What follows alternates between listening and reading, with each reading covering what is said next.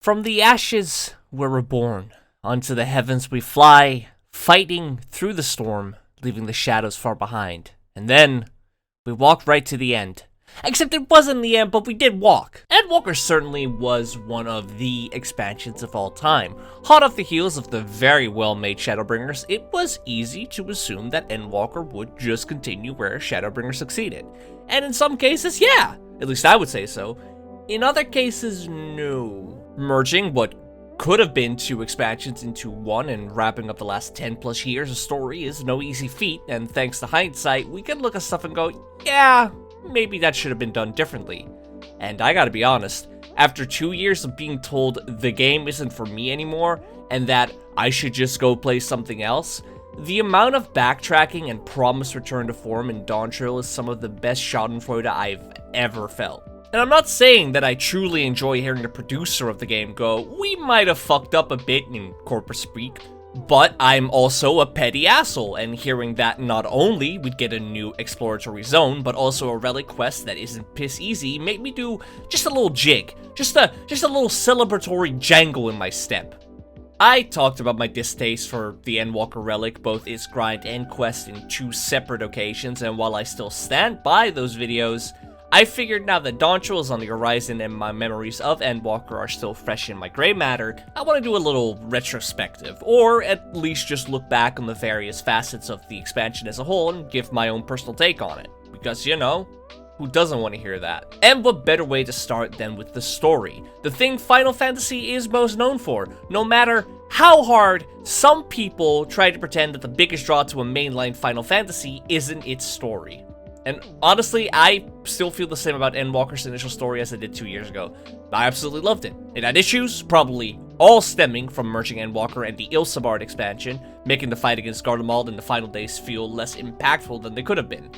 I do think that it was ultimately a good decision, because I'm not sure the player base and even myself would have appreciated another expansion dealing with a war against Garlean, and as much as I want to be able to go to Eorzea proper and have that fucking continent uncovered on the map, the final days just felt so fast. I'm not sure that's the right word for it. In the CGI trailer, we saw the Warrior of Light and the twins fighting in Eorzea against Terminus beasts, and while this exact sequence does happen in-game, it just happens with Graha as a stand-in for the Warrior of Light and in Garlean.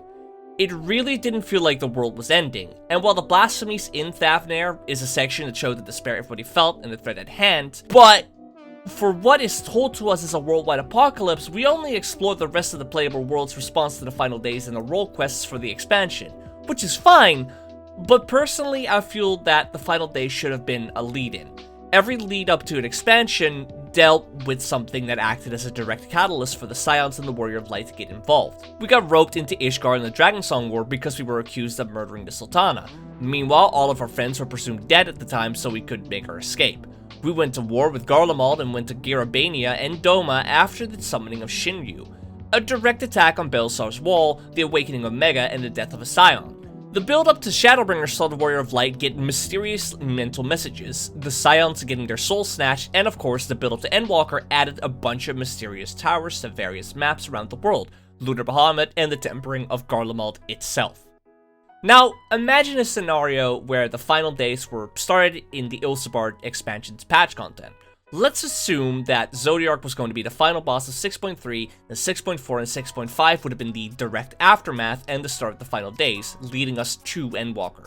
Each zone would have been on fire, and while I don't expect that they would have added new overworld content, having the world be on fire for the 6 months before the next expansion release would have been a great way of going, oh god, everything is going to shit. Then, when you finished Endwalker, all of the zones, including the new ones you unlocked in the process of the expansion, were no longer on fire, kind of harkening back to removing everlasting light from the first zones. Other than my grievances with the amount of time we actually spent in the final days, and my annoyance at how Eorzea was given the short end of the stick after playing for 10 years and wanting to actually know what's on that goddamn map, Endwalker's story beyond that felt like a great wrap-up of the game so far, and I really don't have many issues with the base story beyond really those two. The patch content, now that was absolutely 100% pretty alright. I have my issues, But ultimately, I thought Zero and the exploration of the void was a fun distraction after reality-ending stakes. It is also very, very obvious Zero was written with the fish out of the water perspective to facilitate new players when they eventually make 6.1 a new jumping on point. I've seen some people complain that it was just an adaptation of FF4, and to those people I say, you have never played Final Fantasy IV. Outside of names and general idea of Golbez and the four Archfiends fuck around, also Zeromus is a thing, the story is original to FF14. Golbez isn't a brainwashed minion of Zemus, the Archfiends actually have a backstory and reason for being what they are currently. Hell, Zemus isn't a thing. Instead, we're told Zeromus was a hero on the 13th. Even the general idea of mass murdering isn't the same. In Final Fantasy IV, Zemus wanted the Lunarians to inhabit the world and attempted to kill humanity. Golbez, in 14, instead wanted to rejoin the Void to the source to let the people of the Void finally die permanently and rejoin the livestream, regardless of the consequence to the source and its inhabitants. The story itself and the plot relating to helping Risha find Ashdaya in the Void was very enjoyable, but my issues stem more from the fact how underutilized the Void felt. Like, in 5 whole-ass patches and dungeons dealing with the Void, we only got 2 dungeons set in the Void, both of which were direct references to FF4. Don't even get me started on the snooze fest that is the Aether Font. Like, I hate that dungeon. Like, with everything in my being. It's nothing special, it's just another hallway, but the dungeon theme sounds like an unused night theme for Old Charlayan, and it's practically the same progression as the dungeon prior, Lapis Manalis. Both dungeons start in a snow-covered tundra-esque area that leads into a cavern that's being fucked with, and ultimately end in a boss that's designed after a mono art. Except, Lapis Manalis is inherently more interesting due to it being set in Ilzabard and has cool Reaper lore. The Aether Font is just more Charlayan architecture and polar bears, also a third final dungeon fight against a fucking Kraken. Isle of Ham, more like Isle of Ham, man, get me the fuck out of here! It also just went on too long. Prior to release, Yoshida mentioned that Endwalker's base story was written as a X.3 in mind. As in, there wouldn't be a final boss 3 patches later like with Heavensward, Stormblood, and Shadowbringers, so there'd be 5 patches of new story. But the problem with that is, there was no fucking room for Dawntrail to get any sort of hype. Like I mentioned earlier, compare the build-up to the previous expansions we got to the one we got here. We spent all of 6.1 through 6.5 dealing with the Void, only offhandedly in 6.4 hearing about some mysterious contact Thancred and Urianger have, a mysterious letter from Kral's grandfather, then a 30-minute questline where we meet Clamat and go, okay, sure, I'll go to the New World with a fucking instance set in the Aether Font because apparently the devs really like that area, which, by the way, while writing this, I realized patch 6.4 came out on May 23rd. Then fucking 6.55 came out on January 16th. That was 238 days to wait for a 30-minute questline that essentially devolved into, hey, wanna go to the New World? Sure, why not? There was nothing to get hype about. It's just an invitation to a foreign country and the promise of some contest. It felt so downplayed and I really didn't enjoy that. We could have easily dealt with Zeromus in 6.4 and had the entirety of 6.5 to get hype for Dawntrail, but instead the focus on the Void that ultimately is just a very obvious piece of bait for a future expansion or even side content. It'd be like if we dealt with the Dragon Song War for the entirety of 3.x and then in 3.55 got told, oh, Garlemald is invading, go to Gurabania. Ultimately, I think the story was fine. Again, it's very obvious that much like the Warriors of Darkness, that this was set up for a potential future expansion, and we're nowhere near done with the Void yet. Same with handing the ambiguously gay duo the crystal holding Zeromus as Aether. Though that could either be a future expansion or side content, it's easier to justify needing to do Eden for side content than for MSQ. People are already whining that the story is long enough, and I don't want to hear that anymore. Pandemonium's story, however, was a fucking chef's kiss. A nice swan song for Elidibus and La Habrea, the latter who desperately needed some extra story because he was hard-locked with an old voice actor and unable to be rewritten in the content he was most featured in previously. Forever to be locked behind 2.0 writing. The soundtrack and everything surrounding Pandemonium was a lot of fun. Basically, zero complaints. Even gave us an extra voice cutscene, which they didn't need to do that, but I appreciated that, absolutely. Mists of the Realm fucking sucked. Oh my god, what a disappointment, both in rate design and story. There was nothing special about it. Really, the only interesting thing was the reveal that the Watcher was part of the Pantheon as the Secret 13th, but everything else, like them being the people that sacrificed themselves to summon Hydaelyn with Venat, and the Oshan reveal were all seen from a mile away. The music's fine and all, but I was kinda hoping for more than just fighting them to create an automatic god. The boss fights themselves also just felt boring. They started strong in the first part, even having an arena that wasn't just a circle. It was a hand, and there were mechanics tied to standing on that hand. But as the patches progressed, it just became bog standard and even boring by the end. Bosses spent their first 40% repeating the same mechanics as a tutorial, only to then do finally something new. I'm not asking for savage mechanics, but I am asking for something that requires any sort of brain power beyond the initial oh cool AoE markers. Speaking of, I think it's time we either start implementing bigger eye level syncs or stop putting cool gimmicks in early tiers. The Nalthal fight dies before it can do its cool cinematic move, which is, you know, usual for the game. But it's the fact neither Menfina nor Eorzea do any sort of cool cinematic, just makes them feel so much less cool in comparison to Nalthal, which was at that point almost 2 years old. Hell, Eorzea, outside the first 30% of its health, doesn't do anything new. It just repeats the previous mechanics we've already seen before a big AoE, and it repeats. The music for Eorzea, on the other hand, had me popping off. A mixture of the general myth theme,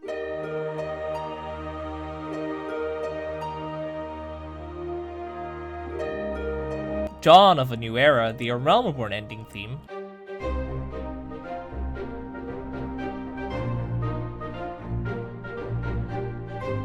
and of course the classic Final Fantasy theme.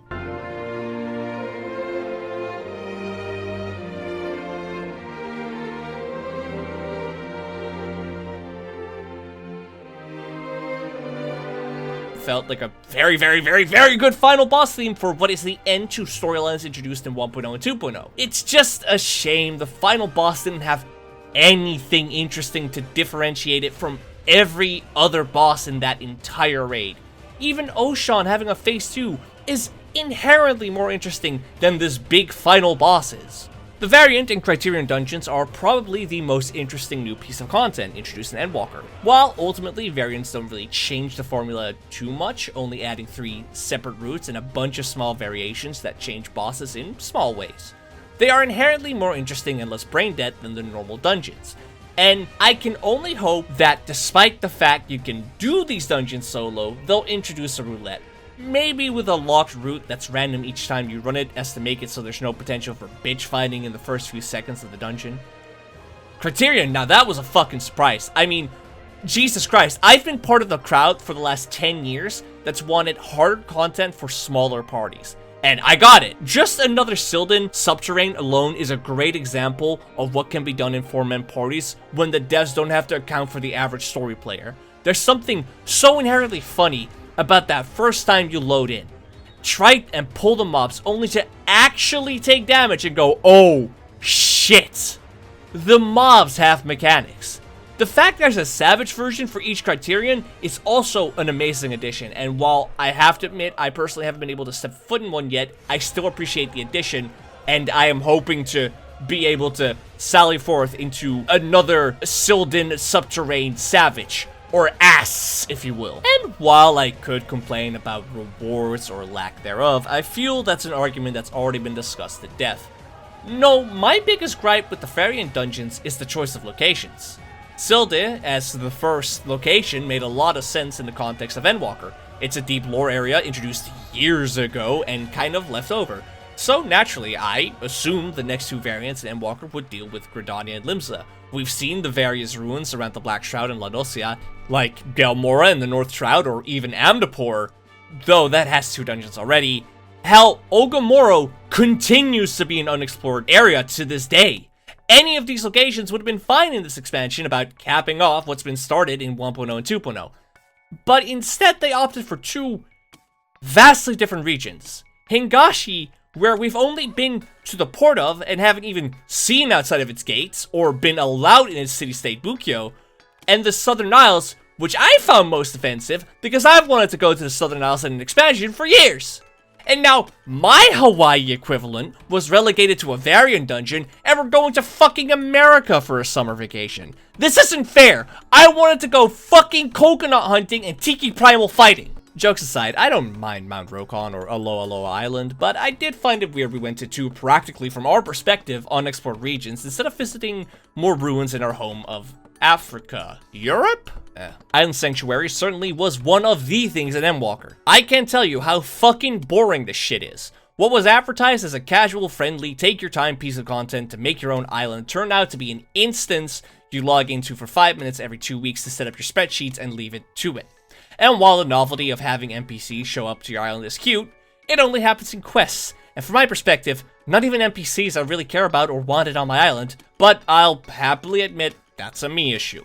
You might love these NPCs, I don't know. Island Sanctuary felt like a horribly constrictive version of Animal Crossing with minimal input on what you can place where.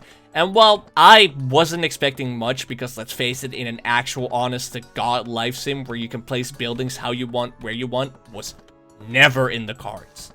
It did feel absolutely lifeless and railroady, only relegating your buildings to a hub at the entrance of the island. For example, just being able to make separate hubs around the island would have added so much needed variety to make your island feel like your island. It's even funnier that during this, Sega released Like a Dragon 8, or Yakuza Like a Dragon Infinite Wealth if you're like that, with its own island sanctuary that's infinitely more interesting with minor combat and actual free reign over what goes where, even letting you bring in NPCs to the island, both canon NPCs and NPCs from the fucking past you just randomly get. A fucking side mode to a turn-based RPG made by Sega was more intricate than this big part of an expansion they hyped up on expansion announcement. And yes, I get that we can't really honestly compare the Yakuza devs and Create a Business Unit 3, but listen man, I can make a tiny mini red light district on a fucking forgotten island in Hawaii in Yakuza 8, while in 14, at most I can slowly destroy the environment via exhausts from my buildings. What do you mean that's not fair? What do you mean Yakuza is all about the side content and 14 isn't? Go fuck yourself. I feel like I'm forgetting something, Oh! Right, Deep Dungeon was a thing. The lore was cool. Learning more about Excalibur after its introduction to Zodiac Relic questline like years ago, even learning more about its wielder Artorias was neato. But other than that, it was just another Deep Dungeon. I was already not a big fan of Heaven on High, and this is just more of the same. But for those who really like Deep Dungeons, it's there. I'm sure I'm gonna need to spend some time in it again when Viper and Pictomancer come out and I need to level those to 90. It was a little disappointing that this was more Alec and shit, especially when we could have gone to the first for a Ronkin Deep Dungeon or an Amarat Ruins Deep Dungeon, instead of going back beneath the Crystal Tower again for Beneath the Crystal Tower 2. Version non-apocalypse. Excalibur edition. Turbo. Overall, the expansion was just such a mixed bag, you know. The initial story, while rushed in parts, was great. The patch story was enjoyable, even if it did overstay its welcome. And the side content ranged from, yeah, pretty fun to absolutely boring, making me want to gouge my eyes out. And with the Trial series being MSQ tied this time around, it made it feel so much more rigid and uninteresting, instead of having another Sorrow Werelit or Warring Triad questline, or even the Four Lords. I like the fights, sure, but I don't know, two Archfiends, Uncle Golby and Zeramus really didn't click for me as a series of trials as much as the weapons did, or the fucking Four Lords. Overall, I think Endwalker was an alright expansion. It wasn't world-ending, but it was clearly a misstep in a few ways when the devs are now trying to course correct. I mean, just look at the amount of shit being added to Dawntrail. Even with Yoshida in corporate speak talking about how he feels that 14 isn't as stressful anymore. And while we obviously have no idea what that means, and we still need to see what this will ultimately mean for the game down the road, I am hopeful for Dawntrail. I will always enjoy the story, and I'm getting what I wanted in better relics and a new exploratory zone. I didn't even need both. I just wanted one or the other. Whether those are connected remains to be seen, but we'll get there when we get there. That's like a year off. So thank you, Endwalker. You were a good capstone story with an okay retention system and a massive army of horrendous yes men. You had some highs, you had some lows, but ultimately, you really were the end we walked along the way. That made no fucking sense. Anyway, the relic fucking sucked and I was justified in making that video. Suck my dick!